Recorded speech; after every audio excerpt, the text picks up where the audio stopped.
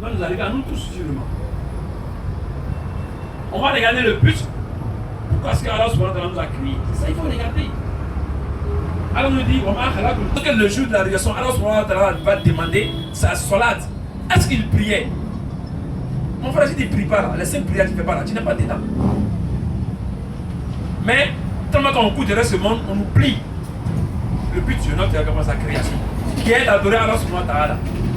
Tellement qu'on court derrière l'argent, on oublie la prière, comme on l'a dit, il ne fait qu'accumuler les prières.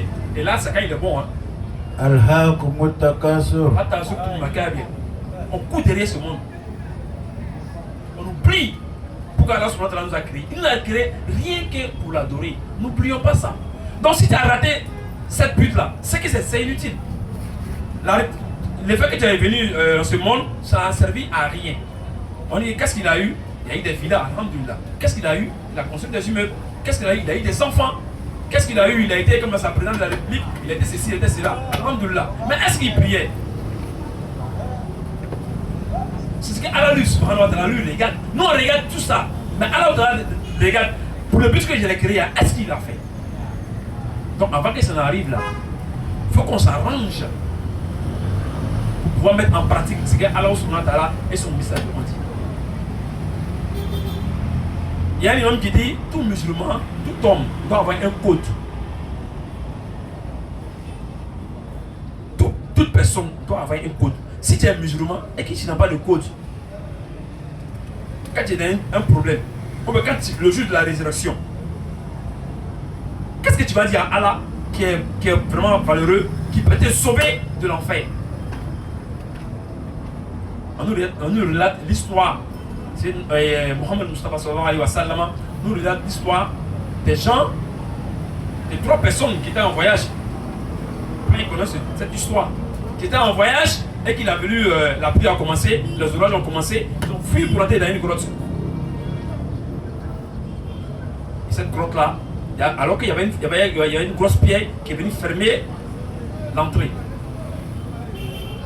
La force humaine ne peut déplacer la grotte. C'est pas possible. La pierre qui est venue fermer, personne ne peut déplacer. La force humaine ne peut pas le faire. Donc, les vies étaient vraiment scellées. C'était sûr et certain qu'ils allaient mourir là-bas de soif et de faim. Il y a un parmi qui a eu une idée. Il dit, nous sommes tous, c'est vrai, des êtres humains, nous sommes tous, on adore Allah subhanahu wa ta'ala. Mais en réalité, chacun de nous là va demander à Allah subhanahu wa ta'ala aujourd'hui, il a fait une chose à cause de toi. C'est là on parle de cause. Il a fait une chose à cause de toi, Allah subhanahu wa ta'ala. À cause de cela, vraiment épargne-nous. Donc chacun va dire ce qu'il a fait à cause d'Allah subhanahu wa ta'ala. Et puis Allah va nous enlever cette pierre là pour qu'on puisse sortir. Les imams sont près de moi. Si je peux un peu l'histoire, ils vont me rappeler. Le premier s'est levé. Il a dit, Allah, c'est toi qui dis de respecter les parents. Respecter tes parents.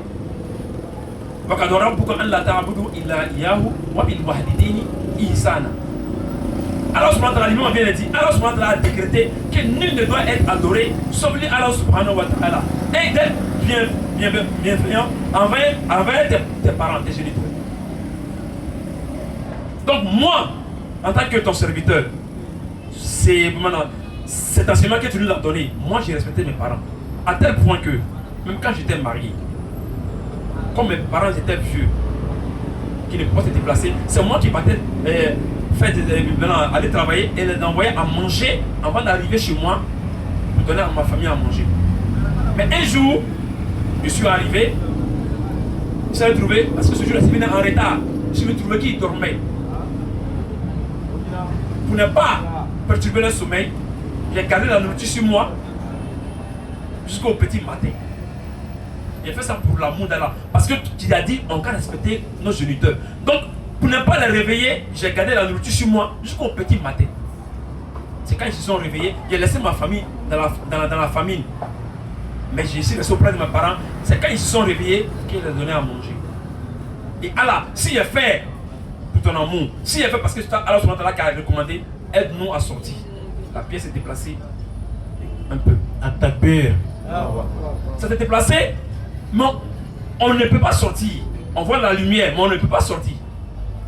L'autre s'est levé, le deuxième s'est levé, il a dit, Allah, c'est toi qui as dit la fornication, l'adultère est haram. Moi, je suis un grand commerçant. Un moment arrivé, j'ai vu dans la ville, au village, j'ai vu une fille que je voulais d'elle, c'est-à-dire en mariage. Je voulais coucher avec elle. Mais elle n'a jamais voulu. Elle dit qu'elle, c'est dans le mariage. Pourtant, moi, il voulait forniquer avec elle, il voulait faire l'adultère avec elle. Elle a toujours refusé. Et moi, en tant qu'un commerçant aisé, il est arrivé un moment où il y a eu la famine dans le village. Il n'y avait pas à manger. Et la jeune dame est venue un jour me voir, me demandant que vraiment il y a la famine, mes parents sont dans les besoins, ils sont vieux, il faut qu'ils mangent. J'ai besoin de ton aide, il veut que tu me donnes un peu de blé pour que je puisse aller nourrir mes parents. Voilà ce que j'ai dit à la jeune dame. J'ai dit voilà, il y a longtemps je cherche à coucher avec toi, je n'arrive pas. Tu as toujours refusé. Voici la condition. Moi, il va te donner comment ça, des blés, si tu veux. Mais, ce que je demande en retour, je vais te donner, tu vas le nourrir à ta famille. Mais j'aimerais vraiment coucher avec toi. La jeune fille, vraiment, si elle ne fait pas aussi, la famille était tellement dense, c'était vraiment compliqué. Donc, elle a accepté les avances du monsieur. Lorsque ils sont allés dans la chambre, qu'il voulait maintenant coucher avec la femme, lorsqu'il a voulu enlever la vie, la dame lui a dit, hey, tu n'as pas peur de Dieu, ce que tu veux faire là, ce n'est pas pour toi. La porte que tu ouvres là, est-ce que c'est pour toi? Tu n'as pas peur de Dieu?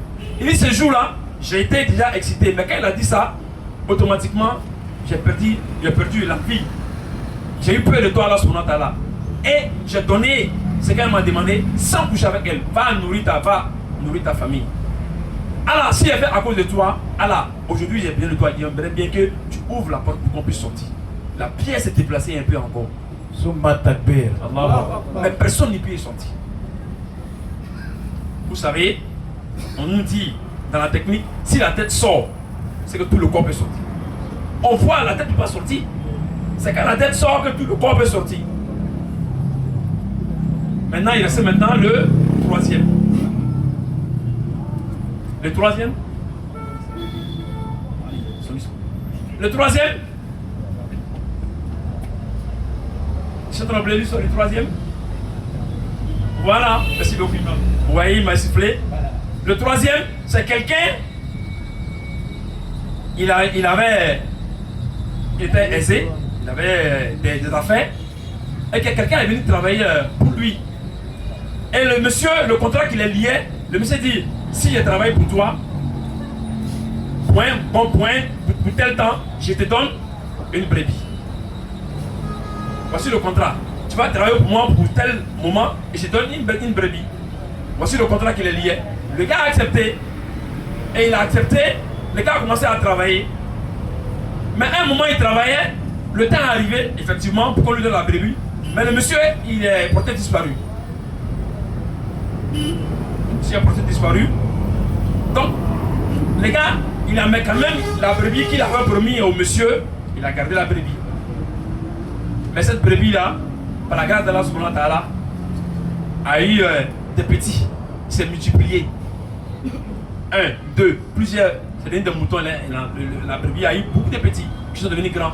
Et un jour, je crois bien, s'il me trompe, le monsieur est venu. Il ne sait pas. On dirait qu'il a eu un problème encore. Il a oublié, mais il est venu pour demander encore du travail. Et le Richard s'est rappelé du monsieur. Il sait que celui-là a travaillé pour moi pour un bon moment. Et c'est pour lui la brebis que j'ai gardé et qui a fait beaucoup de petits. Le monsieur est venu demander l'aide encore pour pouvoir travailler, pour pouvoir survenir aux besoins de sa famille. Ça fait des années qu'il a oublié, mais le monsieur n'a pas oublié. Il a appelé le monsieur, il dit oui, vous vous rappelez, il y a très longtemps, une fois vous avez travaillé pour moi, et le contrat qui nous liait, c'était que je te donne une brebis après. Mais après, je ne t'ai plus vu. Voilà, donc la brebis, j'ai gardé. Voici ce que ça a donné. Il a allé prendre la brebis avec les petits. Beaucoup de moutons. Il a donné au monsieur. Il dit c'est pour toi. Donc automatiquement, le monsieur est devenu riche. Il dit Allah, s'il le fait à cause de toi, Allah, vraiment enlève la pierre pour qu'on puisse sortir. C'est là maintenant la pierre est quittée carrément et les trois ont pu sortir. Takbir. Vous voyez, c'est ça qu'on appelle le code. Chacun d'entre nous, comme notre maman dit, qui est le code auto, à la poisson. À la poisson. Il va arriver un moment, il y a un problème là. Si ça arrive, tu dis à Allah, Allah, il a fait ça à cause de toi. S'il n'y a pas ça dans ta vie, il y a un problème.